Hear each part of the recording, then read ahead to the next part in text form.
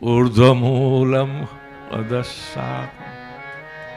મૂળિયા ઉપર છે. ક્યાં છે? ભગવાનના ચરણોમાં આવ્યા હતા ક્યાંથી? ત્યાંથી.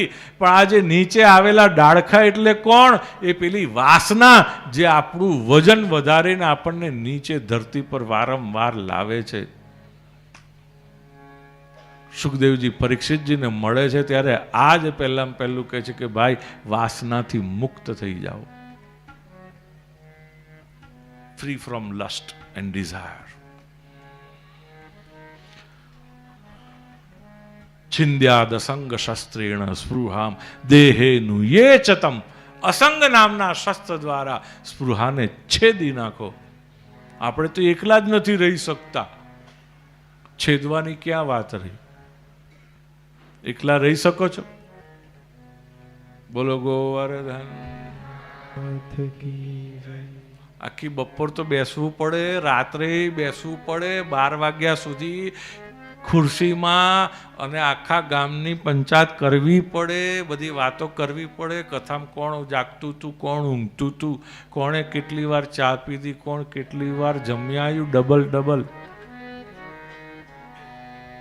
મારે તો બારીમાં જ છે એટલે મને સંભળાય જ બધું. આ મને આવડે નહીં આવું બધું, પણ આ તો આ ઘટતી ઘટના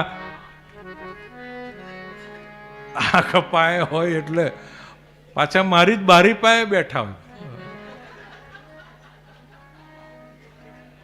એ જે ચાલતું હોય તમે જુઓ. ઓહો. મનુષ્ય જન્મને પ્રાપ્ત કરવાનો લાભ એ છે કે અંતમાં ભગવાન નારાયણનું સ્મરણ રહે, જે શ્રી સુખદેવજી પરીક્ષિતજીને બતાવે છે. અને ભગવાનના સ્થૂલ અને સૂક્ષ્મ બંને સ્વરૂપના દર્શન કરાવે છે.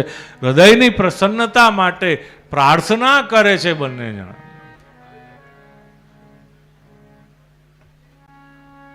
અને ભગવાનની પ્રાર્થના એક એવું છે ને સાધન.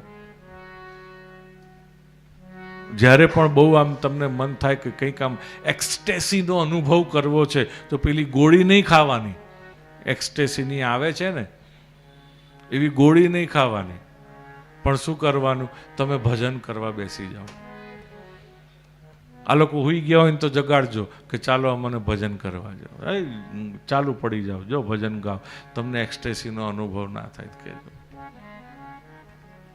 અમે સોલામાં મંદિરમાં રસરાજ પ્રભુને રોજ રાતે 9 થી 10:30 સુધી ધડબડાટી બોલાવીએ, રમઝટ, મજા આવે. બોલો ગોવર્ધન નાથ કી જય.